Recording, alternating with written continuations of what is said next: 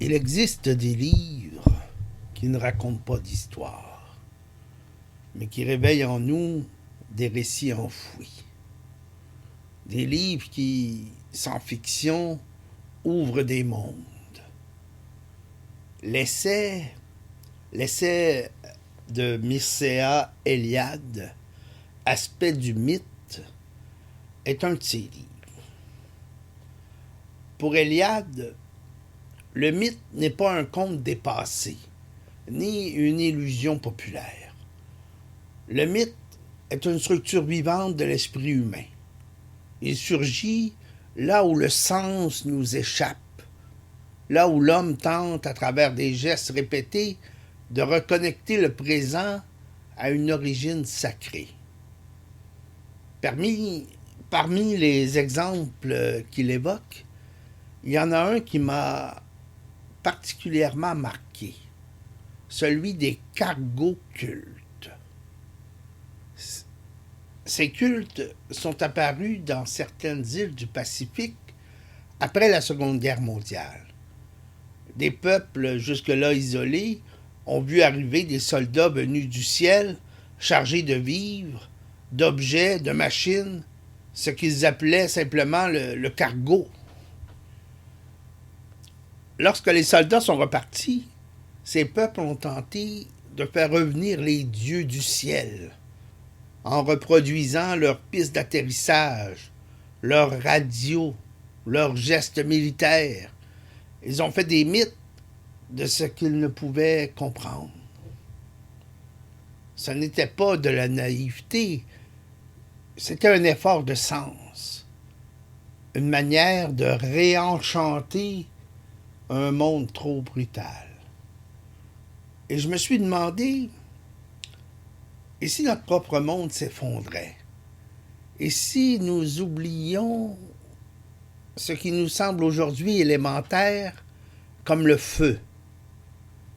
C'est de cette question qu'est née la nouvelle que je vais vous lire. Une nouvelle que j'ai moi-même écrite. Donc, je présente une de mes œuvres, pour ainsi dire. Donc, voici un mythe du futur, une fable post-effondrement, la dernière étincelle. La nuit tombait plus tôt ces temps-ci.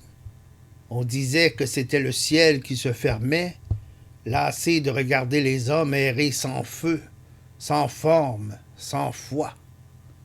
Le vent mordait les peaux, les enfants grelottaient, et pourtant tous attendaient, car ce soir, comme chaque année, le feu devait venir. Ils s'étaient réunis autour du cercle, là où les cendres anciennes formaient un lit noir, sacré. Le gardien portait la robe des saisons, tissée d'os de poisson ou de lanières de cuivre.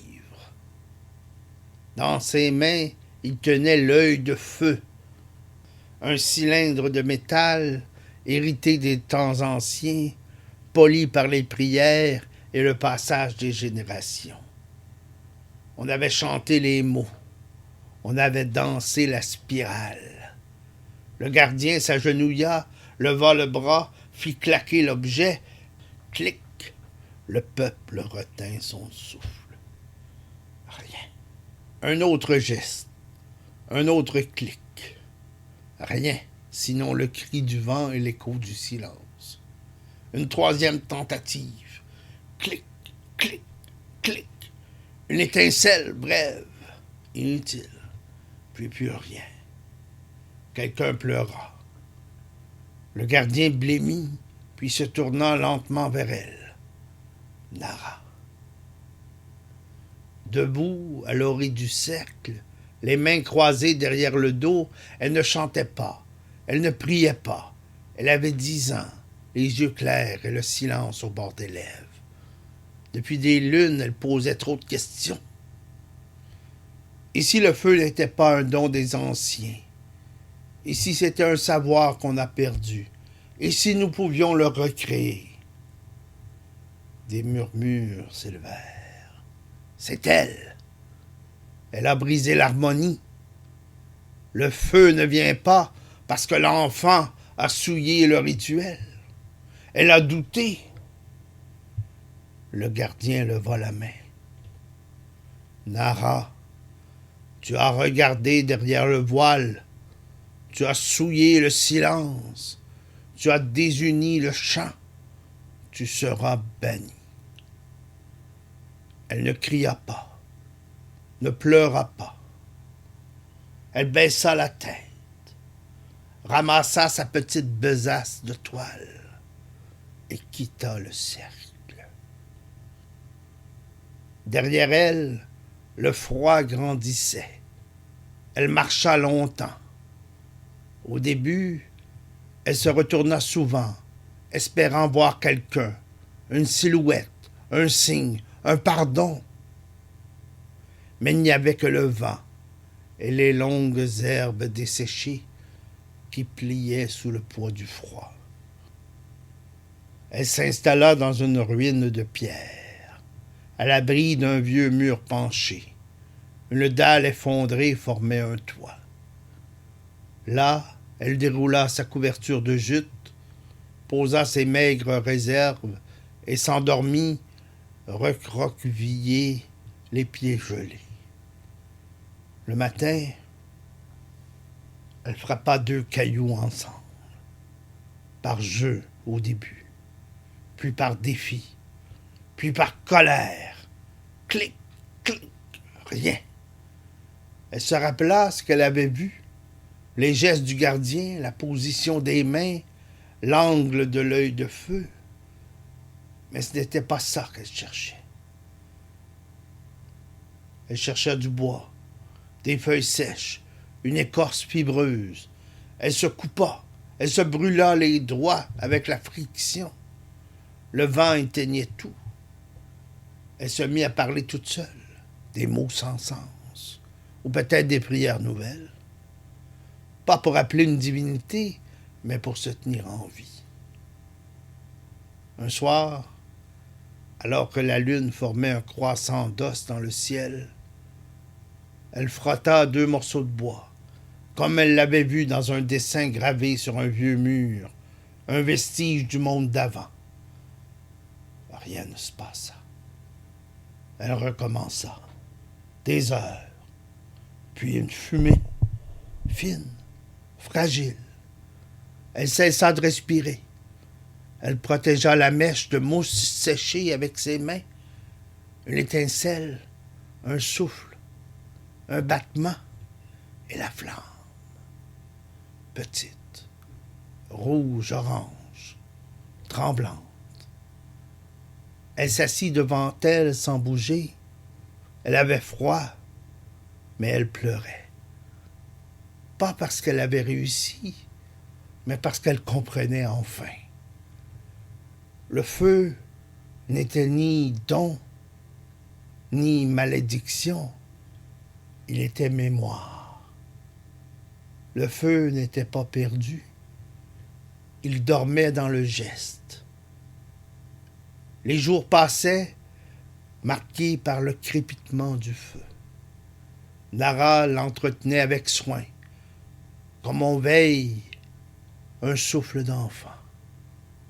Elle lui parlait parfois, non comme à un dieu, mais comme à un vieil ami revenu d'un long sommeil. Elle avait appris à fendre le bois avec une pierre, à chercher la mousse sèche sous les troncs morts, à faire un lit pour les braises. Elle ne chantait plus, elle vivait.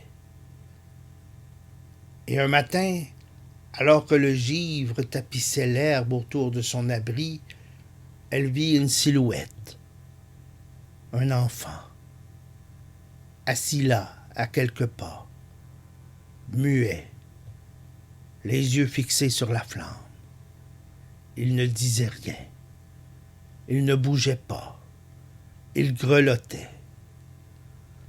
Nara ajouta une bûche. Le feu craqua doucement, comme pour l'accueillir. Le lendemain, ils étaient 3, puis 5, puis des familles entières.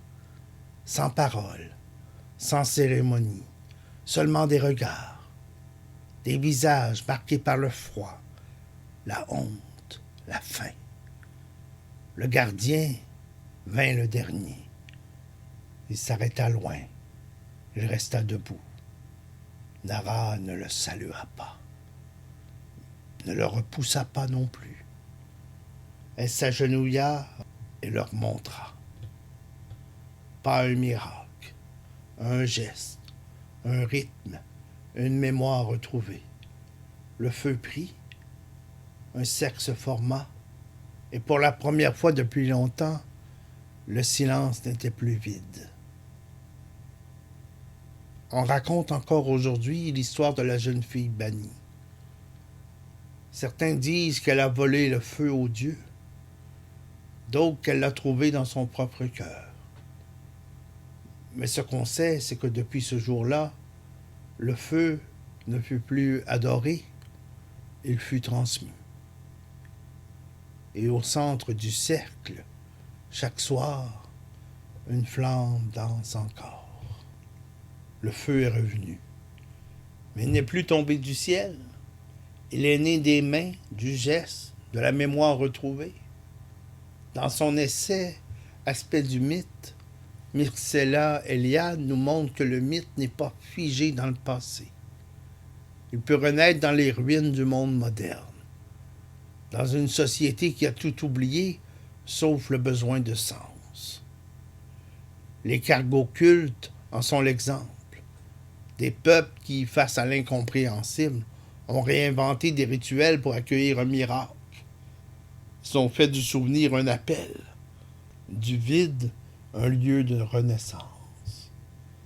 C'est cette même dynamique qu'on retrouve dans l'histoire de Nara. Elle est bannie parce qu'elle doute, mais c'est en doutant qu'elle retrouve le feu. Et en le partageant, elle ne fonde pas une religion, elle fonde une transmission. Et c'est peut-être là la tâche du mythe aujourd'hui. Non plus nous soumettre à une vérité sacrée, mais nous inviter à nous souvenir ce que nous avons su, à réenchanter nos gestes et à raviver les étincelles oubliées.